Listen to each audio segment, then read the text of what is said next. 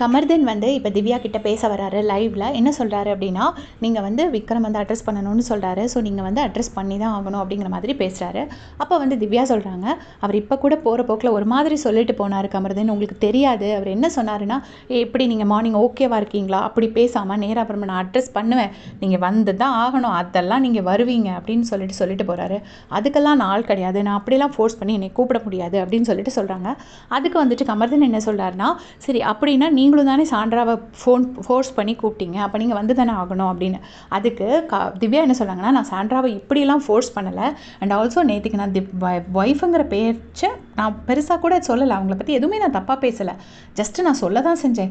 சொன்னதுக்கு அவர் அவ்வளோ ரியாக்ட் பண்ணிட்டாரு. எல்லாரும் அவரை வந்து பிடிச்சாங்க. நான் உண்மையிலே பயந்துட்டேன். இப்போ நீங்கள் யாரும் வந்து பிடிக்கலைன்னா கூட எனக்கு என்ன டிஃபெண்ட் பண்ணிக்க தெரியும். அந்த அளவுக்கு நான் வெல் அண்ட் குட்.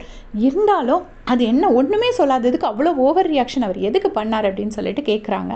அதுக்கு வந்துட்டு கமர்தீன் சொல்கிறாரு, அது வந்து தப்பு தான். இருந்தாலும் அவர் கூப்பிட்டு பேசும்போது நீங்கள் வந்து தான் ஆகணும். ஒரு தலையாக நான் அதை சொல்ல தான் செய்வேன். நீங்கள் வந்து தான் ஆகணுங்கிற மாதிரி அவர் சொல்கிறார். ஆனால் கமர்தீன் ரொம்ப சாஃப்டாக தான் சொல்கிறார்.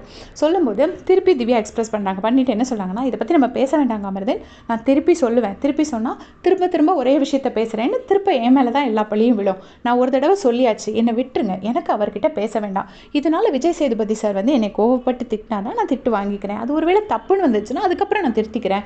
அதுக்கு வந்து 15 நிமிஷம் நீ விஜேஸ்ட்டு திட்டு வாங்கினேன்னு ஒரு மாதிரி கேவலப்படுத்துகிறாரு. அப்படி பார்த்தா எல்லாரும் தான் திட்டு வாங்குகிறோம். அதை வந்து அவர் இப்படிலாம் அசிங்கப்படுத்தக்கூடாது. நான் அப்படி அவரை தப்பாக எதுவுமே சொல்லலை. நீங்களும் உங்கள் ஒய்ஃபும் பேசுனீங்கன்னு அந்த மாதிரி தான் நான் சொன்னேன். வந்த எல்லா ஃபேமிலியும் நான் மரியாதையோடு தான் ட்ரீட் பண்ணியிருக்கேன். எல்லாருக்கும் கொண்டு காஃபி கொடுத்துருக்கேன். அவங்க ஒய்ஃப் கிட்ட ஒரு 1000 டைம்ஸ் சொன்னேன், நீங்கள் ரொம்ப அழகாக இருக்கீங்கன்னு. மரியாதையோடு நான் ட்ரீட் பண்ணதுக்கப்புறமா அவர் என்னை இப்படி பேசினார். அதை கேட்கறதுக்கு கூட யாருமே வரல. ஸோ எனக்கு இந்த பேச்சு பேச வேண்டாம் அப்படின்னு சொல்லிட்டு திவ்யா சொல்கிறாங்க. சொல்லிட்டு இன்னொன்று என்ன சொல்கிறாங்கன்னா, அப்படி ஒரு ரிலேஷன்ஷிப் கொச்சப்படுத்துகிற ஆள் நான் கிடையாது அப்படின்னு சொல்கிறாங்க.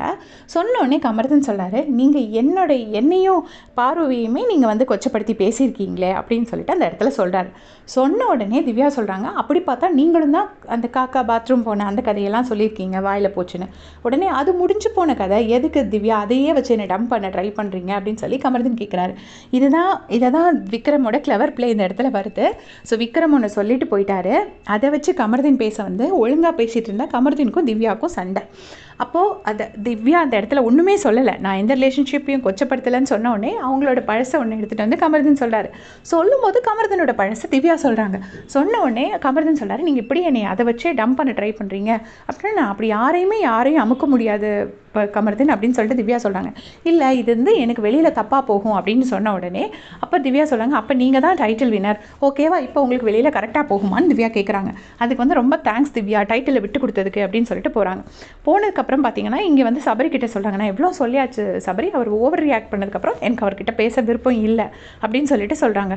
சபரி பேசாமல் கேட்டுகிட்டே இருக்காரு. இப்போ வந்து திருப்பி திவ்யா போனதுக்கப்புறம் கமர்தீன் வந்து சபரிகிட்ட கேட்குறாரு, என்னடா பண்ணுறது அப்படின்னு. சரி தலையாக பாருடா, 2 பக்கம் உள்ள நியாயத்தை வச்சு நீ ஏதாச்சும் ஒரு முடிவுக்கு வா அப்படின்னு சொல்லிட்டு கமர்தீன் கிட்ட சபரி சொல்கிறாரு.